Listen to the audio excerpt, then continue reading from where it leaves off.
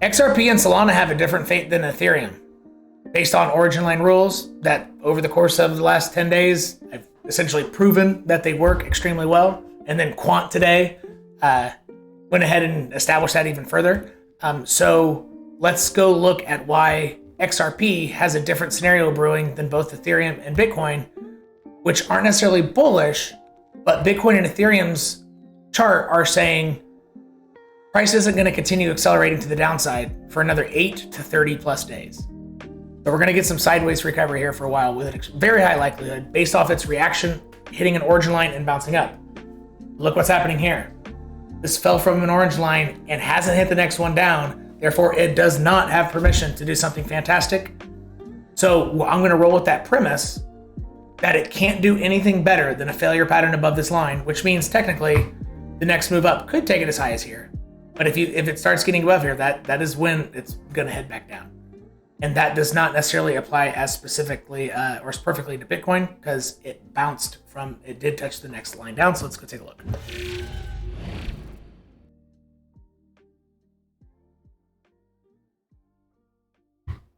For new viewers of my channel, these are the origin lines on XRP.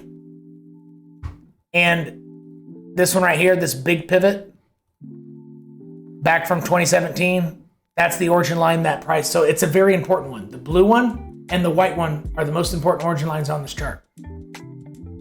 Right? Support, support, support for over a year. Boom, broke below. So there, let's zoom into this. What did it do there? After it went below the other most important line, what happened? You went down too, very bearish. Bounced, lower high, fell through, skipped one, went all the way down to the next one. This is the next most important origin line. What just happened? Went below it, resistance, resistance, failure pattern, resistance, higher low, failure pattern, lower high, failure pattern again, came below. So because it's already failed this, I actually think the highest it'll go is, I don't think it'll do I don't think it has a much of a chance to do a failure pattern above. I think if it does go up with Bitcoin, because Bitcoin does have permission, technically this could actually do okay. Yeah, 18% move. But once it gets to that origin line, it's going to get rejected with an extraordinarily high probability. I'm not the king of Ripple, or the king of Ripple. I'm not the king of XRP / well, yeah, Ripple, I guess. But not the XRP coin. I'm not the king of Bitcoin. However, if it gets there, so if then statement, if it gets there, then it's going to get rejected. Is it guaranteed to get there? Hell no.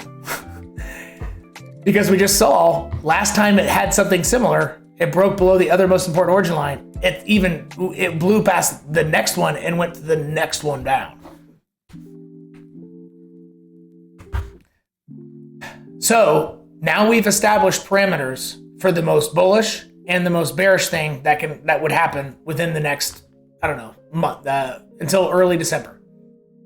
Won't go above here in December, let's say 10th, and it won't go below 20 cents. That's a pretty big guess, Tim, so be more specific. Well, now that we've established the outside parameters, why am I blurry? I'm still blurry, thank you. Now let's look at better ranges of probabilities. What's more probable within there, okay? Because anything outside is just so improbable it's not worth talking about. What is extremely probable, because it came below this, is that this has to be hit fairly soon. So before December, this line is going to be hit, but it doesn't necessarily mean it makes a new local low. It could spin, nope, that goes into December. It will make a new low. It's going to make a new low. This line simply needs to be hit.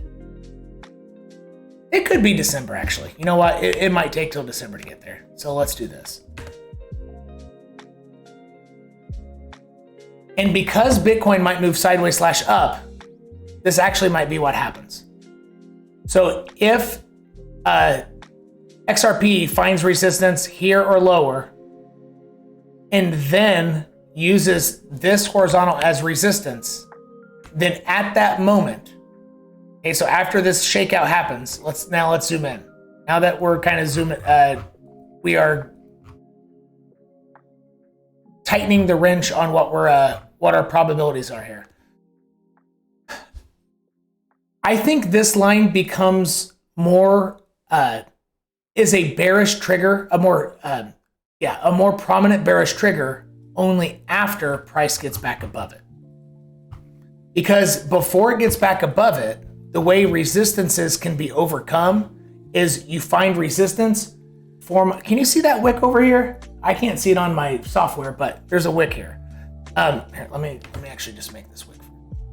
So the wick goes all the way down to here. All right.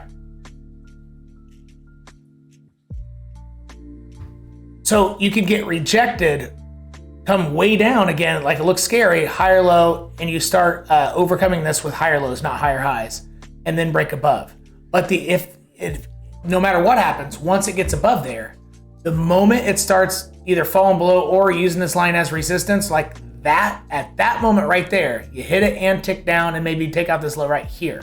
At that moment, then this origin line instantly becomes not just the most probable, but you really don't have a reason to trade any other way. Maybe unless Bitcoin like skyrockets 10% at this exact moment for some weird reason. Okay, outside of that weird stuff, it's so unlikely it's not worth talking about. But here, let me make this a different color. But until it gets above there, then this line as resistance is not quite as bearish. Does that make sense? And this, it could end up just getting rejected from there and coming down. That's fine as well. However, I don't think that's the way it's going to roll. I think it's going to want to get a failure pattern above this line. So as of now, my bets are it gets above 42 cents. I'm not too sold on it coming all the way up here. I would try to play that. I think that's likely too.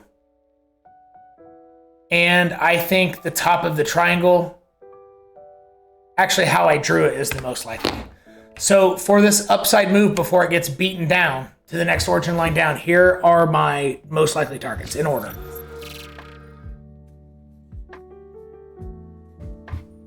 I think this initial micro move has a better chance of coming all the way up to almost 45 cents, 44.7 or 45, somewhere around there.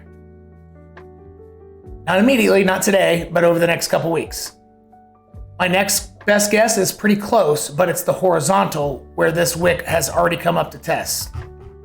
So other people are looking at this as well, right? These two horizontals, boom, boom, bounce, bounce, before a turnaround. And then my third guess for going, I guess tied for third, it gets rejected here, goes down, or comes all the way up here. These are the least likely. First most likely, second most likely, or put them together, whatever, since they're so close. And then I think these are equally as probable where it turns around before hitting the next origin line down. And so given that I have the strong assumption it has to hit this line, I don't think you necessarily need downside triggers because we already have it. It's just a question of when sellers will be re-triggered. And I'm telling you, if it comes above this 42 cent line and goes back below it, that's going to be a strong trigger. That'll be the strongest trigger. Much stronger than continuing being rejected here and then getting stuck.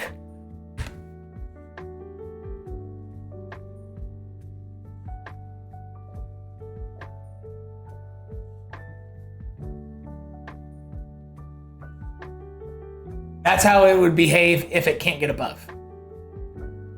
And I just showed you how it would behave if it does get above with most likely certainty, or with most likely probabilities.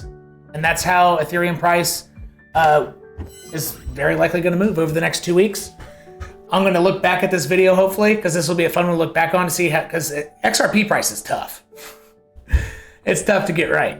And I'm going to be interested to know which guess was better, or if I was just totally wrong. And and if I am wrong, I'll follow up and let you know, hey, I was wrong about this, and this is what I missed. I enjoy making those videos almost as much as I like showboating with those follow-up videos. So that's what we got for XRP. That should keep you safe.